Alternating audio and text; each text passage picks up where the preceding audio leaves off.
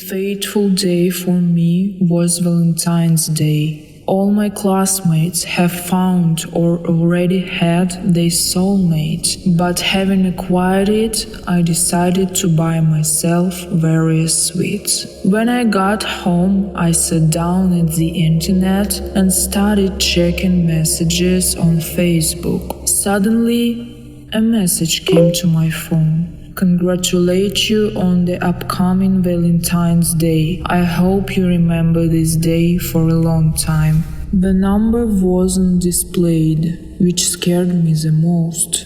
After reading this message, I started browsing the internet, looking at the latest news, mothers on holidays, and etc.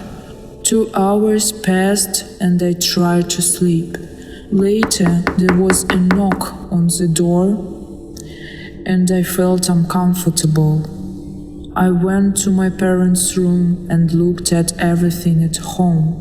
When I went to them, I saw that Dad hadn't yet come from work, although it was 4 p.m. on the clock. I mustered up the courage to go to the door. Looking through the peephole, I saw Dad. He seemed to be tired, knocking on the door, but he didn't say a word. I called my mother. Looking through the peephole, my mother began to ask, "Ted, it's you?" Silence in response began to frighten us more and more. Then I got a message on my phone. There is some guy standing outside the door with flowers and a box of chocolates.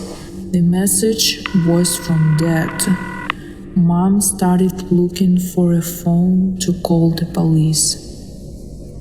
"Hello? Police?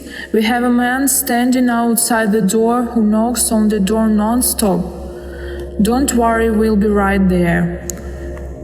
When the police arrived, he was no longer there, and under the door there were only traces of dirt and blood. Valentine's Day came. I began to think more and more about what mysterious message, and my parents were very scared. At the lesson, I sat a mannequin, zero attention to everyone.